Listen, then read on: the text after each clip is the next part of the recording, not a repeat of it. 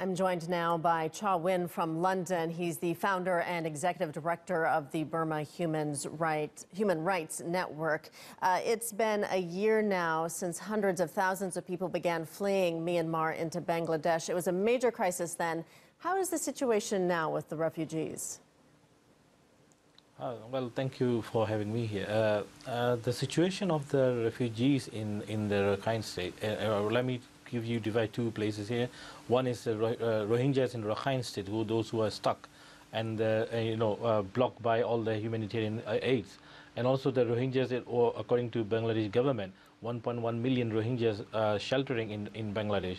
Their conditions are also appalling because they are not having enough aids, and also they have a lack of appropriate medicines and also healthcare and also education. So the conditions of the people on the ground is very, still the problem and the threat remain in different forms. Mm-hmm. It was expected that the Rohingya would be able to return back to Myanmar, but how likely is it that these refugees can return? Can they even go back?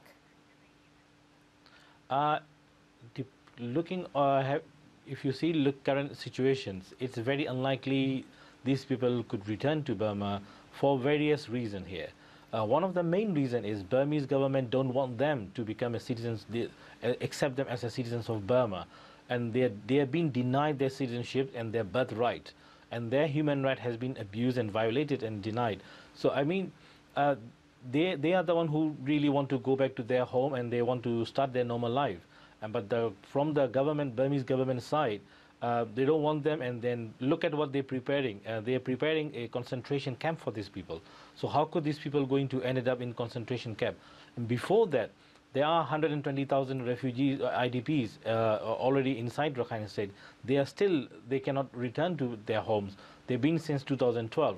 So how Burmese government is, you cannot expect Burmese government to honor their promise, and also to be honestly, committed on the duty, on the responsibilities. Mm-hmm. Do you believe the international community has done enough and is doing enough to protect these people and help them to protect their human rights? I think international community has done certain level, but yet still need to do a lot, because accountability is very crucial here.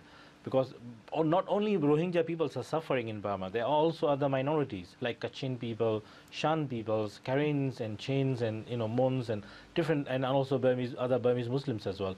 So accountability for the crimes against humanity is extremely important, and this is a genocide, and that genocide is now downplayed by the international, some powerful countries, and they don't want to use G word because there is a lot of commitment. So this is all giving the encouragement to the perpetrators to commit further crimes against other minorities. So this is a very important point here.